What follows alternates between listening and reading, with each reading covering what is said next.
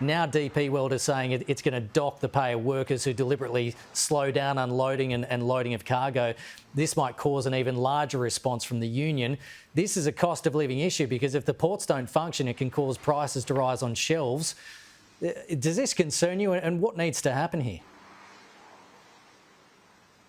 Well, it's very troubling for the economic impacts for Australia, as well as the cost of living impacts for everyday Australian households, who will ultimately feel the pain of disruption and price rises as a result of this type of industrial dispute and the increased industrial disputation we are likely to see under the Albanese government's industrial relations reforms. And the big question here is, where is the government?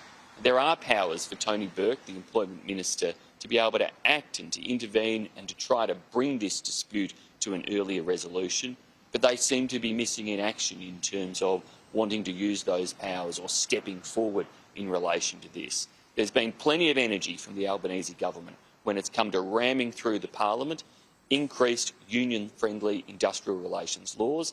They've been happy to give unions greater powers since they've been in government, but why are they unwilling to use government powers to try to bring to an end an industrial dispute, a strike that is going to cost our economy and cost Australians deeply?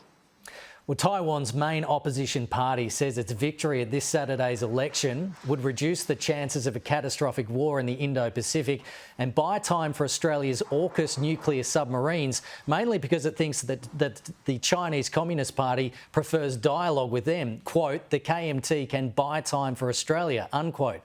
If the incumbents get back in on Saturday following the election, does this increase the chances of war sooner rather than later? Because that seems to be the suggestion here.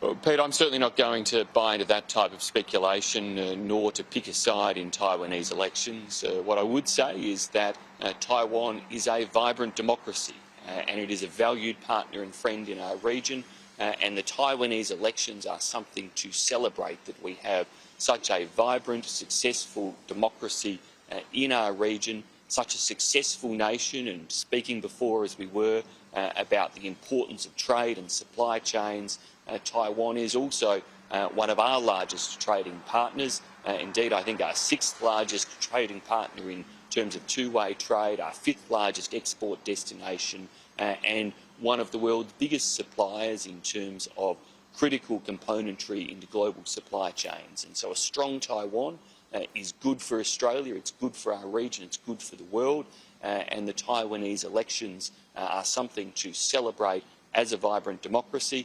Of course, we want to ensure that whatever happens on the other side of the Taiwanese elections, peace is maintained, and that should be maintained by respecting the will of the Taiwanese people and ensuring that their views are respected, whether that be from the People's Republic of China or anybody else across the region, in respecting their democratic will and how they go about exercising it. Simon, Birmingham, really appreciate your time. Thank you.